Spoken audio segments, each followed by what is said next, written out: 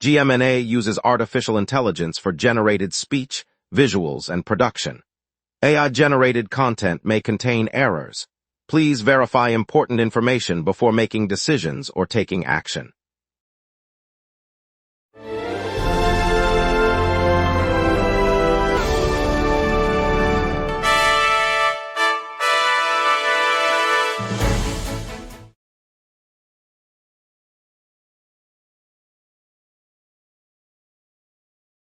Good evening, I'm Rosalind Carney. Tonight we'll track the thunderstorms rolling across the city and a quick look at the mistaken tornado sirens that startled our suburbs.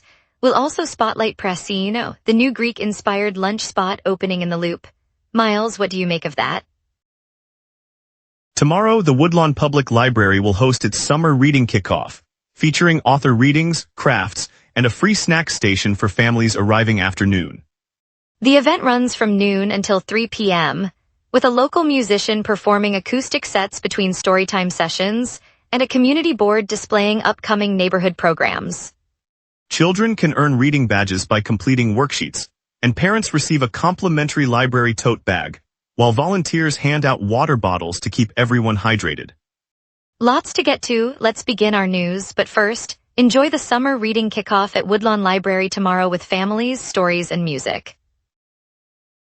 Here are our top stories. Thunderstorms are expected across Chicago tonight, with some potentially strong or severe. Radar this morning showed showers forming across suburbs and storms moving through Milwaukee. Roman Zabel has the full story. Radar this morning showed showers forming across the Chicago suburbs, with storms already moving through nearby Milwaukee. Meteorologists say additional thunderstorms, some possibly strong or severe, will develop later this evening across the city and its outlying neighborhoods. The front will sweep through the western and northern suburbs before reaching downtown, bringing brief downpours and frequent lightning. The line of activity is expected to roll in after the afternoon, with the first isolated storm possible between 2 and 3 p.m., and a broader band of rain and lightning moving in after dark. Residents are being urged to stay aware of rapidly changing conditions as the system tracks eastward toward Lake Michigan. Expect frequent thunder, gusty winds, and heavy rain through Friday night. Roman Zabel, GMNA News, Chicago. At 9:55 a.m. Friday, the National Weather Service issued a severe weather warning for DuPage County. Within minutes, sirens that normally signal tornadoes began wailing across multiple villages in the county, sounding around 10. Residents awoke to the loud alerts despite clear skies and no thunderstorms. Police departments in the affected suburbs later confirmed the activation was accidental, stemming from a technical error in the county's emergency alert system. Tornado sirens are normally reserved for severe weather alerts, making the mistake particularly alarming. No tornadoes or damaging winds were reported, and emergency crews stood down shortly after determining the false alarm. Officials said they are reviewing protocols to prevent a repeat, and they will brief the public on corrective steps. The mistaken siren blast caused confusion and brief traffic disruptions, but fortunately no injuries occurred. Local artist Diamond V. Galindo, known as Diamond Doodle, will lead a new faith-themed mural on the site of New Life Community Church in Humboldt Park today at 4 p.m. The project, part of the Heart Project, aims to honor the stories of faith shared by the congregation. Galindo, a longtime member who grew up attending the church's youth programs, was chosen to bring that personal history to the wall. Fellow artist Alex Cruz extended the invitation without realizing Galindo's deep ties to the building, adding an unexpected layer of connection to the work. The mural will stretch across the church's facade at 1410 North Springfield Avenue, creating a visual celebration for parishioners and passers-by alike. Community leaders say the piece will serve as a lasting reminder of the neighborhood's spiritual heritage as the neighborhood continues to evolve. Chicago police are searching for driver who fled a hit-and-run that left a woman in critical condition on 3800 block of West Van Buren Street. After 11:55 p.m. Roman Zabel has the full story. At around 11:55 p.m. on Saturday, a woman was struck by a vehicle on the 3800 block of West Van Buren Street in the Garfield Park neighborhood. The impact sent her to the curb, where she lay unconscious as the driver fled. Emergency responders arrived within minutes, securing the scene and transporting the victim to Mount Sinai Hospital, where she remains in critical condition. Police canvassed the area, gathering dash cam footage and speaking with nearby residents, but the suspect vehicle has not been identified. Detectives are reviewing surveillance from surrounding streets and urging anyone with information to contact authorities. The investigation continues as officers piece together the timeline of the hit and run. Roman Zabel, GMNA News, Garfield Park. Beasley Academic Center on the south side will welcome students back to its swimming pool this fall after a $1.5 million renovation. The overhaul added new filtration, resurfaced the lane lines, and brought in a team of certified instructors to restart swim instruction for elementary learners. Officials said the pool is one of the few remaining in Chicago's public elementary schools, offering a rare chance for kids to learn water safety and basic strokes. The district plans to open the facility for lessons in September, with class sizes limited to ensure proper supervision. Parents can enroll their children through the school's website, and the center hopes the revived pool will serve as a community hub for after-school programs as well as competitive training. The project reflects the city's push to expand aquatic resources for youth. Later, Democratic leader Jeffries will tour the city, urging affordability and house gains. A story you won't want to miss. We will be right back. Every day, important stories happen across the city before any news crew arrives. Sometimes, the very first person at the story is you. When you witness something newsworthy, open the GMNA Citizen Reporter app and start your report. The app guides you through every step while your report is delivered directly to the GMNA newsroom.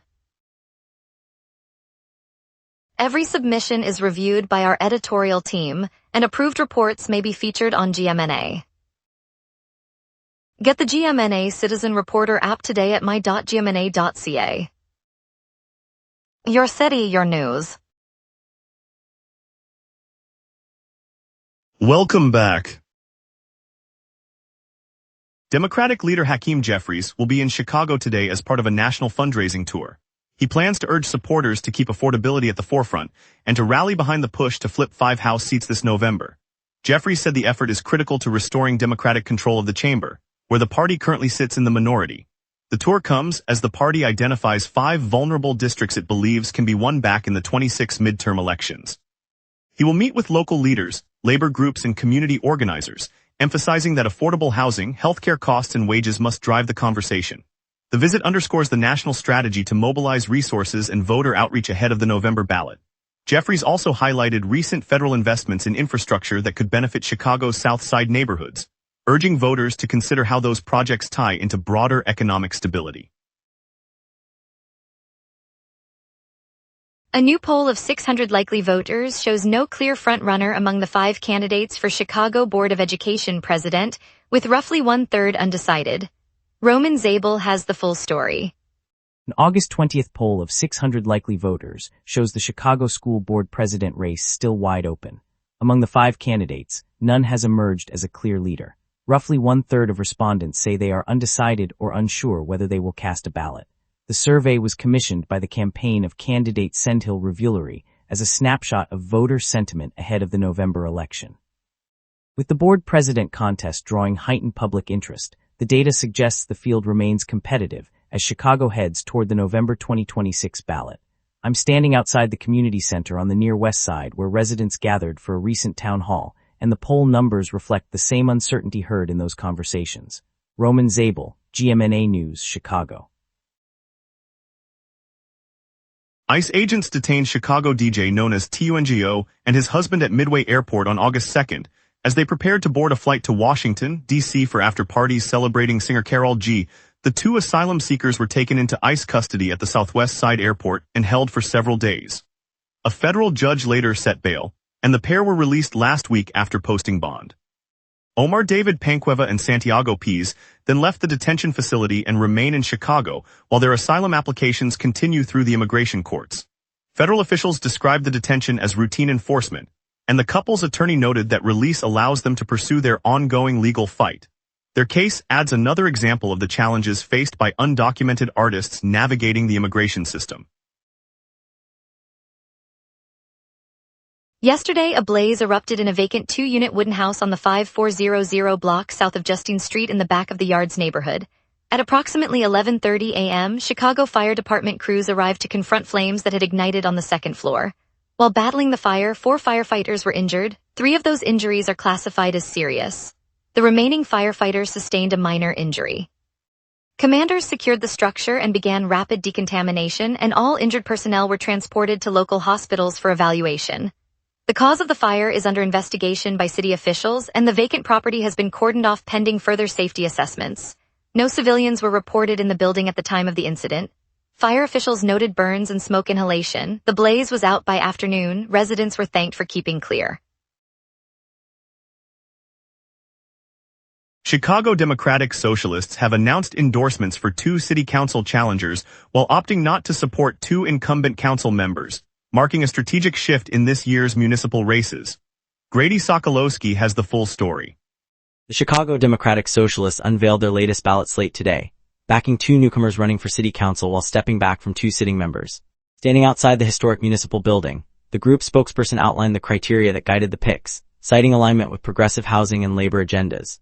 The 2 challengers, both community organizers, received the group's full endorsement, complete with volunteer mobilization and fundraising support. In contrast, the 2 incumbents, longtime aldermen, were left without a formal nod, leaving their campaigns to rely on other networks.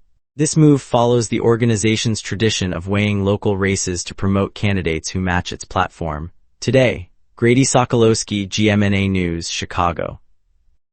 Now let's check the evening forecast and see how tonight's storms might shape our plans. A deepening trough over the Midwest drags a westerly jet, setting up a breezy, unsettled evening. On this date, Chicago's record high of 93 Fahrenheit fell in 2021 during a lingering heat wave that pushed the city into the mid-90s for 3 straight days.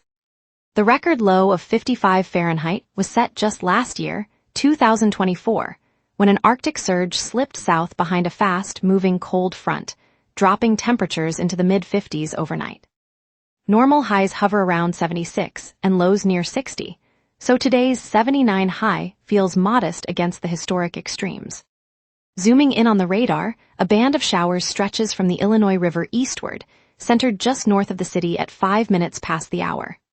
The cells are moving east-northeast at roughly 10 miles per hour, fed by the westerly jet overhead. By 7 minutes past, the rain will have passed the loop, leaving a clearing sky over downtown. The rest of the metro area remains dry, confirming a quiet evening. At 6 p.m., the city sits at 77 Fahrenheit with a light southwest breeze. Pressure is near average but easing lower, signaling a shift toward unsettled conditions as the trough deepens. The westerly jet at 35 miles per hour rides above the 500 HPA level, steering any remaining moisture eastward. Tonight the sky will thicken into overcast clouds, dropping to 63 Fahrenheit by sunrise. Winds will stay modest, maxing at 9 miles per hour from the southwest, so wind feels gentle. UV index stays at 5 for the brief post-sunset window. No weather alerts are active. As the night fades, the next morning will inherit the same cool, cloudy pattern before the weekend clears. Saturday opens clear with a high of 77 and a low of 63, the sun breaking through the lingering clouds. Sunday stays bright, cooling to a high of 73 and a low of 61, perfect for an outdoor stroll. Monday remains mainly clear, holding a high of 72 and a low of 63, while a gentle ridge keeps the air stable.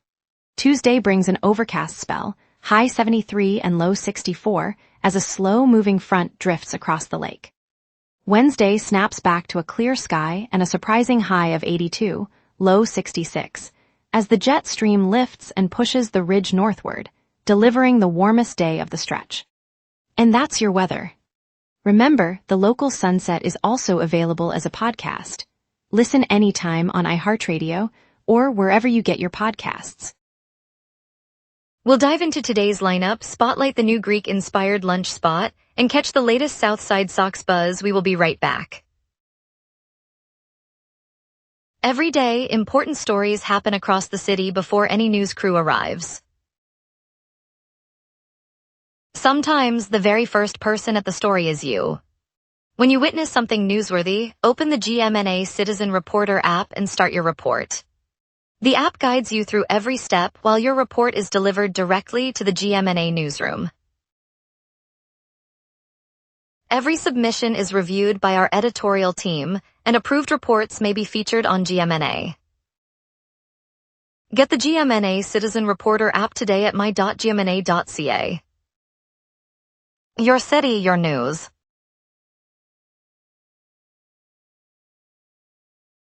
No major incidents to report this afternoon.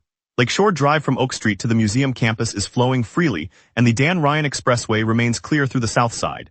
Interstate 9094 near the Circle interchange shows light traffic, and the Kennedy Expressway from Addison to the Loop is moving at a steady pace. On the north side, Western Avenue and Ashland are running without delay, and the Edens Expressway near the Howard border is clear. CTA rail and bus service are operating on schedule, with the Red Line and Brown Line seeing normal headways. Expect a slight increase in volume on Lakeshore Drive and the Dan Ryan as commuters head home after the early evening rush, especially near the downtown exits. A brief rain shower is forecast for the western suburbs this evening, which could bring slick conditions later. Keep an eye on any developing construction alerts near the Interstate 55 interchange later tonight. Chicago's biggest summer spectacle is about to take to the sky. The Air and Water Show returns this weekend, with daring jet maneuvers over Lake Michigan and splash displays that turn the shoreline into a front row seat for the whole city. Music lovers should mark their calendars for the Chicago Jazz Festival's MEB tribute to Miles Davis, set for early September at Millennium Park, where the legendary trumpeter's electric fusion will pulse through the lakefront stage. For those craving deeper cuts, the Sound and Gravity Festival rolls out across Athenaeum Center, Beat Kitchen and several downtown venues from Thursday through Sunday, offering a curated mix of avant-garde jazz, experimental rock and world rhythms that will keep the night alive. And on the home front, Red Twist Theater is premiering the raw, unsettling play Anatomy of a Suicide through the end of the month, a stark look at mental health that's sparking conversation across the city. And now here's Theo with sports. Crosstown tension rises, Cubs honor history, and minor league arms heat up. As the White Sox head into the second Crosstown series, optimism runs higher than it was in May. The rivalry's most infamous clash, dubbed the Punch, featured a brawl, a catcher slammed at home, and multiple ejections. Fans can expect that same edge to shape the upcoming games. Chicago celebrates a milestone as the Cubs mark 150 years in the same neighborhood since the National League's birth in 1876. The club announced a two-day weekend at Wrigley Field, Aug. 29 and 30, honoring players, traditions, and the city's baseball heritage.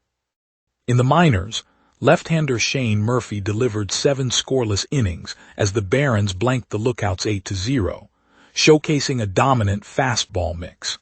Meanwhile, Noah Schultz's 4-frame outing for the Knights limited opponents to 4 bases runners, underscoring his efficiency as the club eyes a September call-up. Stay tuned, Chicago. The summer's final innings are just beginning. Thanks, Theo. Pressino, now opening its doors on Wabash Avenue in the Loop, brings a slice of La Grange's Mediterranean charm to downtown Chicago. The cafe, known for its bright, Greek-inspired plates, is expanding from its suburban roots into a 2,800-square-foot space that feels more like a courtyard than a typical downtown eatery. Inside, diners will find grilled octopus, lemon-scented chicken souvlaki, and a rotating selection of house-made dips, all served alongside a coffee program that celebrates local roasters. For the neighborhood's lunch crowd, Pressino offers a fresh, affordable alternative to the usual fare, and its arrival signals a growing appetite for community-focused dining in the heart of the city. It's a reminder that even the busiest streets can still taste the sea. Stay tuned as we explore the Cook County Forest Preserve workers' strike and its impact on community. We will be right back. Every day, important stories happen across the city before any news crew arrives. Sometimes the very first person at the story is you. When you witness something newsworthy, open the GMNA Citizen Reporter app and start your report. The app guides you through every step while your report is delivered directly to the GMNA newsroom. Every submission is reviewed by our editorial team, and approved reports may be featured on GMNA. Get the GMNA Citizen Reporter app today at my.gmna.ca. Your city, your news. Welcome back. More than 230 Cook County Forest Preserve workers, represented by Teamsters Local 700, walked off their jobs on Monday, launching the agency's first strike. Roman Zabel has the full story. More than 230 employees of the Cook County Forest Preserves have walked off the job, launching the union's first strike on Monday, August 17th.